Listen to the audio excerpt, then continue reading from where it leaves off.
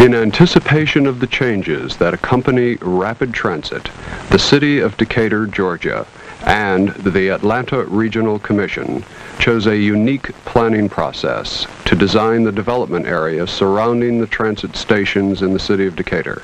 This process, called a charrette, greatly compresses the time period in planning and involves a wide interdisciplinary group of participants, elected officials, planning technicians, and citizens of the area.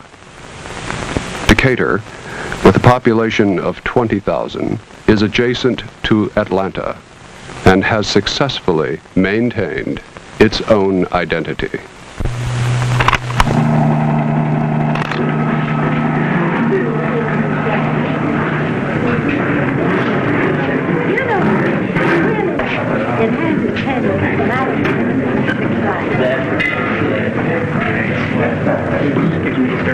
For any of you who I don't know, I'm Wiley Ansley, Mayor of Decatur, and I want to thank each and every one of you for coming out this morning and taking your busy time to be with us and help us in a planning process called a charrette.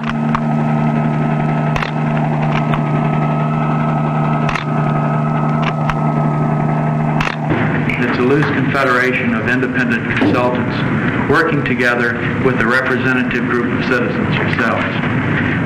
At 1:30 tomorrow, we hope to have a scheme. We'll use from 1:30 to 6 o'clock to develop the scheme, and at 6 o'clock we'll have the plan. We'll have a plan looking at the total city, goals and directions for the overall city of Decatur, and also we'll look closely at the impact area, 2,500-foot radius from the central station. We're going to have a second charrette, where we will look more specifically at the 1,000-foot radius around the central station. Spend 3 weeks after that refining and developing that. And looking around the community, I hear people talk about sense of community. I see pride. At the same time, as Eric said, there's going to be incredible pressures on the central business district to develop it. In other words, how do you move the central business district into the 21st century while making the residential area a historic preservation area? And I think this is the basic goal. We also want to express the point of view that this is really just the beginning. It's not an end. It's a beginning of something that is going to have to be a development process.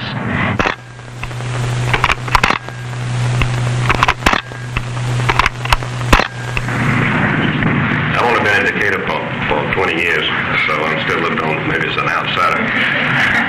When I first came, a lot of the transportation took place on dirt streets, so we've come a long way in a relatively brief time. At a real watershed at this particular point in time, as far as what Decatur becomes in the future.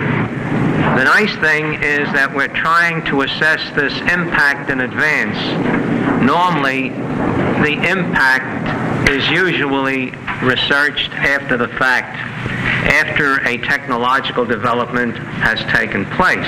I'm interested in getting some indication from you as to the type of facilities you might envision. Goals for Decatur is basically a project to get a broad-based citizen involvement in setting goals, both in first building a wish list of things that people would like, and then relating that wish list to what we know about the city. What in this community do we normally think about? How do we perceive life? Our profession relates to the construction industry, so I think in terms of new buildings, there's a possibility that Decatur could be a major office center. You're right. But there's a commandment that says, "Thou shalt not covet." Well, I shall say that I covet the tax base that might come off of some of this development here. Otherwise, how can we provide the recreation that's needed very badly in the city? How can we do anything in education?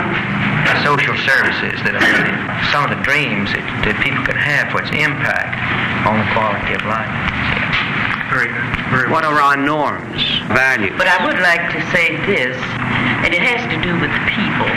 I live in public housing in the Beacon area, and I would like to see some method, and I don't know how, to get the people, the low socio-economical group of people, feel that they too are part of Decatur and its plans and in its doings. You know, before urban renewal, we had families that had D groups in Decatur.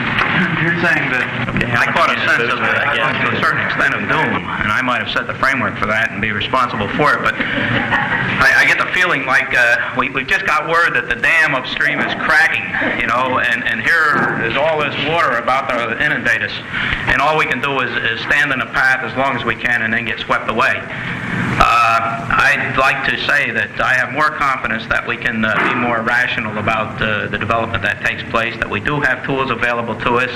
We've had a land use plan and a zoning ordinance. This all is a fine example to bear out what Mr. Gould was saying about using this planning here to try to get the best we can out of something we know is coming. The inevitability of the change is going to be here from rapid transit. Questions or anybody want to say anything else, we can stop right now.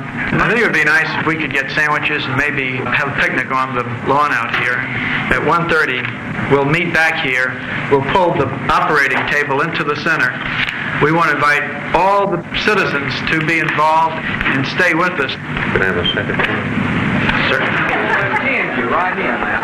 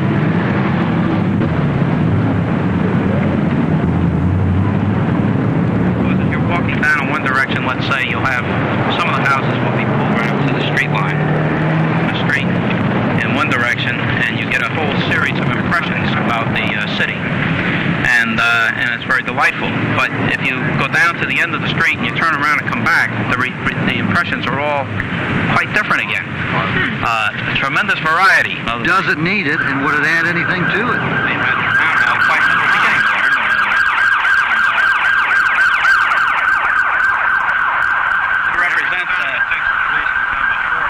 It represents a very desirable way of life, because you have with the houses on the street.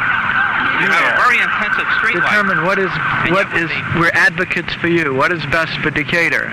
Not what's best for the State Highway Department, or even for MARTA. How can MARTA serve you? And I think this is where we have to begin. This is the focus. Even if there were buildings all around, it wouldn't have to be a bad space here. Move back and start working. Roll with the county.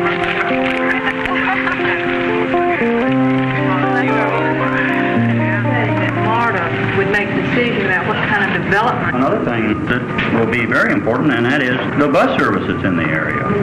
I also am getting a little bit into and starting to be a believer in the secondary distribution, the so-called people mover. That's another way that Decatur might be an experimental city for the downtown metropolitan or any of the metropolitan area, because we're small enough. Maybe we could have the first people mover system and try it out. We're going to have to hurry. Now the fringe edge of that is also Kirkwood too.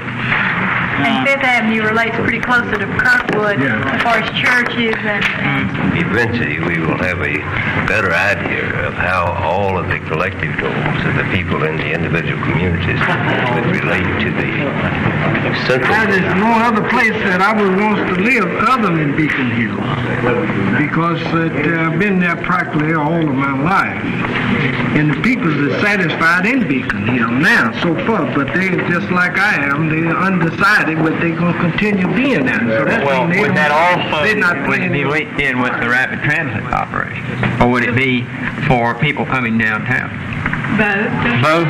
No, it has to tie into transit. So you're just going to keep get out, get your bicycle out of the back. Still Right. more than If one. you're going to retain downtown Decatur as a service center or commercial center for Decatur, then I Parking think for commuters. It's going to be fee parking. It's going to be prohibited for commuters. But I think that's The time of changing mode is not necessarily all negative. I wonder if we could take from now for about the next hour and establish some absolutely firm goals. The physical types of houses and socioeconomic groupings of the people are totally different. Ray has some enlightening information here. Jeff defined what these blue circles as neighborhoods. But there's more interaction between these two people whose children go to elementary school together.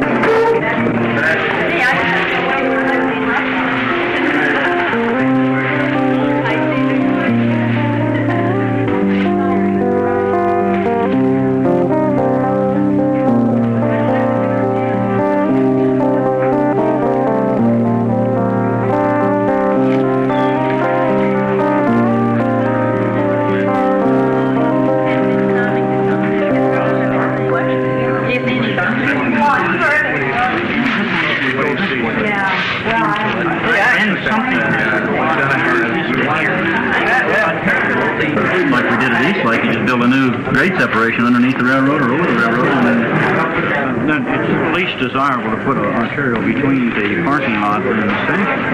But if it is a high volume arterial, then you put pedestrian footpaths. See what I'm getting at? I don't think you could really do that. If this is the edge of Marta's parking, the best you do is go like that. You can have, along the edges, you can have retail shops, stocks and stores, and you have promenades on both sides. Some of the shops would be the kind of restaurants where you could have cafe tables outside overlooking this space. This could be your isolated area, which you'd have a series of residential clusters with a direct tie into some kind of mall type. I think we're going to be getting out of the compact scale that gives us the sociability and safety that we're talking about before. It's a concept to form. We need to get the rest of the goals, or some more of these goals. And to me, that was beginning to get something very low. Something that turns inward, which really what they've done. They could have done it. Now, all these homes are part of the institution. Up to about this point. Let's pull it right here. Well, this is the character that I would see if we're... One of the things as we've come through this thing is the absence of sidewalks and the absence of power lines. Children playing. You're going to lose that character once you begin getting into something else. Most of the neighborhoods have a good bit of age mix, older people and younger families. We seem to have some mixture of new housing and old housing. Like this one here appears to be much newer than, say, these over here. It's mostly redevelopment of, leftover lots. And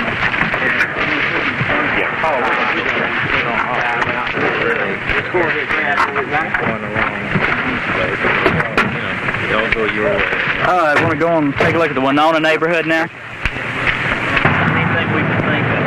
That idea of maybe getting the city of Decatur to purchase the parking area and or the air rights is more and more important. They come up with beer, liquor stores, they come up with strip commercial right up to us. DeKalb County's done the same thing to us on the other side. It's come right up to our city limits with strip commercial. Decatur city limits. Then you look this way, even though it's railroad tracks and what normally would be railroad light, it's very nice. Really fantastic. Decatur has a very particular character in and of itself, in that it will have this possibility of a transfer point to it. So it's really accessible from 2 or 4 major locations. Right. I mean, that's something there. That's something that down here is relatively dead. From a we don't have out here. The second level, you're only blocked away. Yeah. I'm saying then it could be possible to keep the traffic. Well, what's the capacity of this? This thing really needs to relate to parking facilities. And you need to, you're not going to have everything out here on the street. Part of, you're going to have stuff in here. You're going to need to let people get into this place so that they can park in here if they want to park. 75% of that traffic. So I would agree there. Keeps coming. No, this is much better than that. Folks, we got 2 schemes here, and the interior of this loop system would be purely pedestrian. If we do that, I'm not saying we should or we shouldn't, but I think you ought to know that if we do that, we could conceivably be talking about a much wider thoroughfare or loop system than we now have. The idea was just to loop that. Well, for instance, we now have 6,000 a day coming out across the lake. Very difficult to get activities, particularly nighttime activities, that can, make it interesting in the downtown area. You'd have daytime activity from youth in the high school area and in the governmental center area, penetrating from this direction. You have activity from the people who live in the area in this direction. You have activity from the office workers in this direction and so forth. And you've got some place to pull all of that together and give them meaningful spaces in which to carry out these activities. And then I think the thing begins to work. Now, when you start scattering activities, I think that the thing breaks down. This is just too big, far too big to deal with for what John's talking about. And we've got to start with a much smaller thing as far as a concentration of activities. And then we the activities area. Sub-areas. Here, how much, in terms of square footage, how much development do you put in? I think we're talking about multi-use development. Now, with an activity area, it's like getting an airplane off the ground. You either achieve flying speed or you don't. I hate to see us go to what I would consider a radical approach on an area this large. Within one complex, you can have all of those uses, and they can work well together. There's approximately 6,000 trips. That's AM peak. Well, the AM peak is about 1,000. Now, on the Decatur station, there's about, I rounded these all off to the 1,000, there's 11,000 trips on that station. Is that daily now? That's daily trips. Okay. The one that surprised me was East Lake. East Lake has 26,000 passengers. Second biggest in the whole system. Daily. That is projected 1995. And supposedly there's going to be one bus there instead of 40 cars. You might even be wise to consider double that number of people. People are going to be going all the way through here. This is the way they're going to get there. They're just going to go all the way through that neighborhood to get up here. Yeah. If we improved this, took it on the chin, we might have helped everybody. No place in between is there any interchange. Predicated on, number one, on the assumption that The commercial uses are reinforce this area, and let's be realistic with the station. There's going to be development, and there's going to be pressure for development. But how can we maintain balance to develop this to provide more social services and more community interaction and preserve that? Right here, we have the opportunity of taking out a couple of streets. The city is looking for this block right here. Again, the regional space, the Decatur space, the immediate space. But if we provide other ways, we're trying to get through traffic through here anyway. One thing that I was, the college has said that they don't oppose 155. It appears to me that if they continue to buy up parcels of land over here, and it would appear to me to be very desirable from a neighborhood preservation standpoint to establish some sort of limit to that extent. The Decatur station is unique in that it is the only station that is considered a destination station of the entire system except the ones that are in downtown Atlanta. So therefore, as soon as some first developers that come around, they're going to, which station would you look at? You would look at the destination station. He'll consider his land values along the uptown and downtown area of the CBD of Atlanta, and his second choice would be going out there. Now, has anybody given a demand, or do we have any feel for maybe this entire area we've got here would be, we say 7 stories, maybe they want their 20 stories and virtually fill the place up. Now, if we have a definite plan and say that is not what Decatur wants to be, and they do not want it, then that we've done something here. This gives the opportunity to get off that rapid transit and possibly... This could be an acceptable transportation concept. And remember that the rapid transit is trying to... I think some of that can be incorporated here. And I think here we have to take the leadership position. But I don't think you can force the whole system to operate the way I think you can let people have a choice. Now, that's one thing, and that's what you're there are certain people, including the traffic engineer, wants to take all of the traffic off of Peachtree Street and never put it back on. Down one level, anywhere, forget it. There's no traffic on it anymore. The traffic people even support that. I support it. I think it'll work. Because it's like water flowing through pipes, and that is, the more you put in, the more there's going to be. As soon as you restrict it a little, then it's going to go someplace else. Now, it's going to put more pressure on the other lines. Yeah. But we've got the wonderful thing that we dare not overlook, and that is we do have an excellent alternative, and that is transit. And your adjacent land uses, to the extent that they can be used to act as buffers and so forth, I think you have desirable some improvement. That's right. Basically, and in fact, I think that would be a good thing to do anyhow. It's very easy to start thinking about a nice house, middle-income house.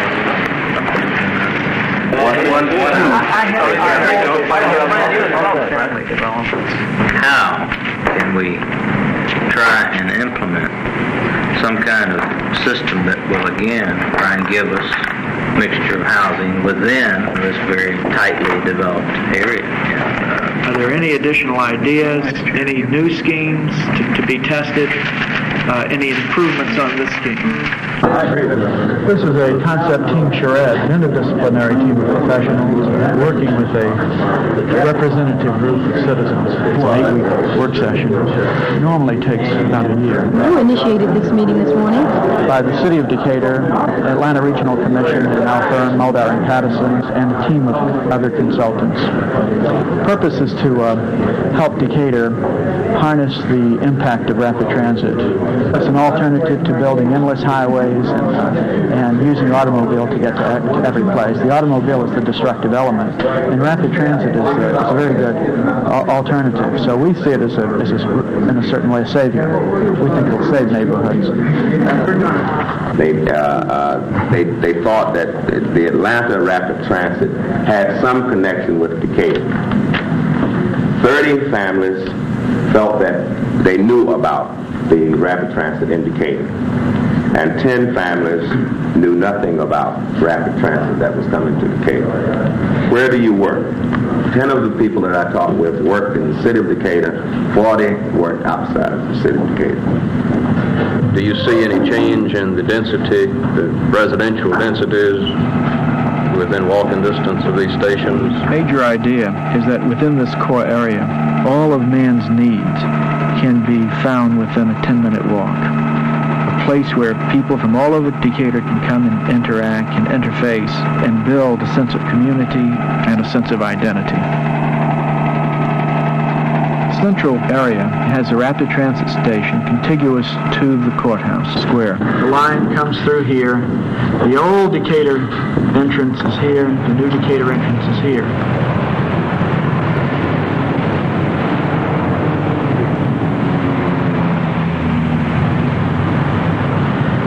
With emphasis on intense development in this 500-foot radius. And the new Decatur entrance, which one enters from rapid transit into a megastructure, shopping bazaar, hotel. And you'll come up the escalator into the 21st century. McDonough Street, stops, Claremont, dead ends, Ponce de Leon. By the way, this will be these points here that loop around, and these are bus loop potentials. We're recommending this loop here, this loop. Decatur's an old city. It has a central business district in the very center of it. The outer perimeter of the city contains very, very nice single-family neighborhoods.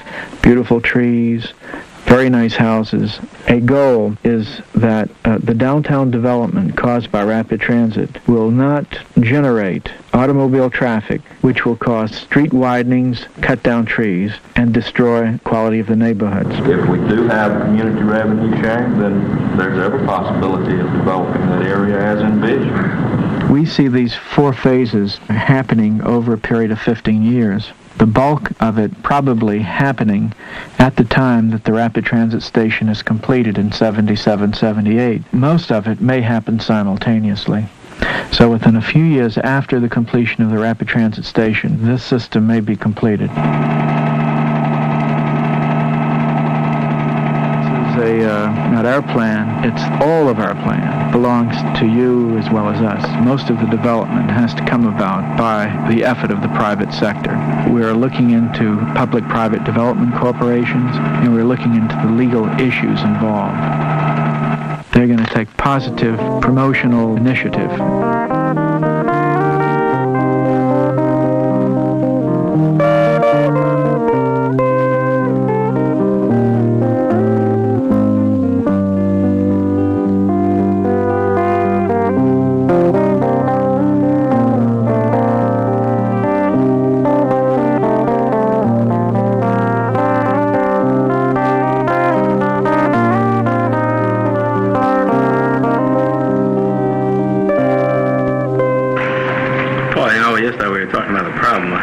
Space available, and we're really straining to get public spaces, and I think that you don't want to get spaces that are big, empty, vacuous spaces that aren't used for... You're restricting me too much. Forget it. I'm going to move back to... We've got to have a package. Big space users like that. 13, 14, 13, 12, 11, 10, 9, 8, 10, 7, pick this up and shove it.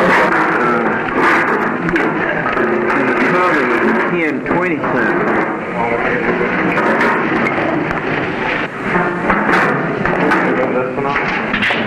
You've got the entrance there, and you've got the bus station. Bus pickup point is back here. There might even be an additional low height coming in. You give it the strong direction. Welcome to the mall. Let me show you. That's what they say. They're old plan. They're old plan. What scale is this?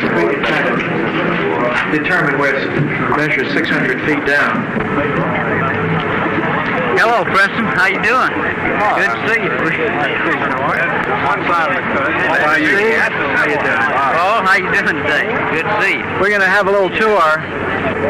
This will be the old Decatur station. Right over here is the entrance to what we call New Decatur Station, a real 21st century structure. And you circulate from that station to the bus pickup point through this environment. We're also advocating that the height of the Yakman building over here continue all the way around the square, and that the building reflect everything that happens in the square. Put emphasis on this historic structure right here. At the end of the street, 600 feet actually from the courthouse, we're proposing City Hall. Along on the mall, we have proposed office buildings and shops.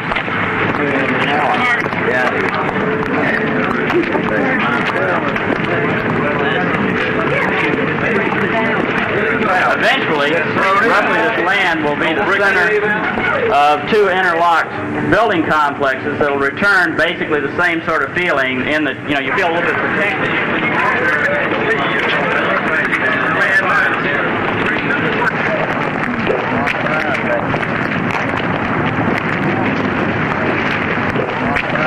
The plan is to leave the church, the library, the recreation center. This would be a super block, very, very large block, with housing on the outside perimeter and parks. Will that be? Will that be townhouses, high-rise apartments, or what?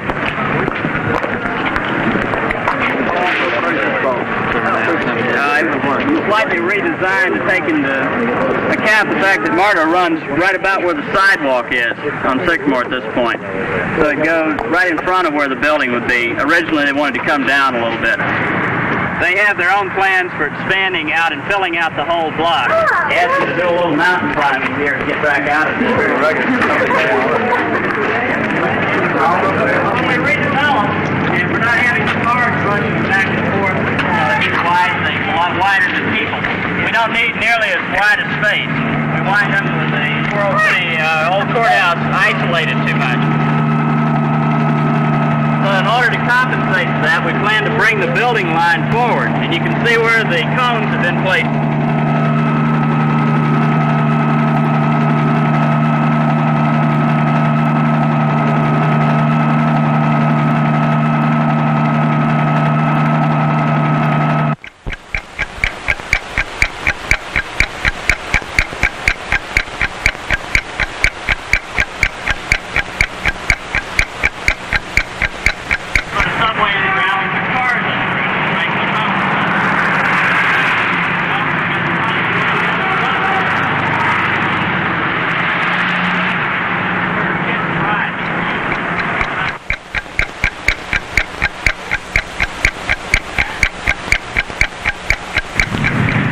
We can expect this pressure for change to greatly accelerate over the next 6 to 8 years.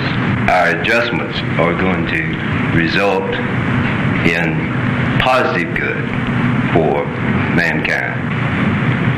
To the extent that we're successful in getting citizens, their institutions, involved in the process of determining the goals for change and the tools to be used to bring about this change, we can be successful in eliminating the victims of change.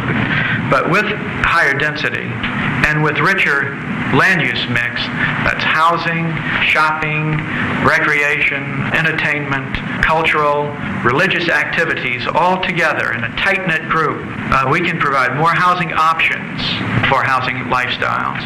But in order to maintain that quality of life, it's going to take certain densities and certain mixes. We can achieve it. It's just a matter of will and understanding and what working together is doing. There's no question, I think, in anybody's mind, anybody who's been associated with any of the rapid transit systems that have been built in other cities throughout the world, recognize that this is probably the single most important element that's going to be affecting the history of Decatur since its inception. A couple of decks, but we don't want to just give it to the automobile. The idea behind this whole thing is people. So the top deck of the parking structure becomes a recreational place.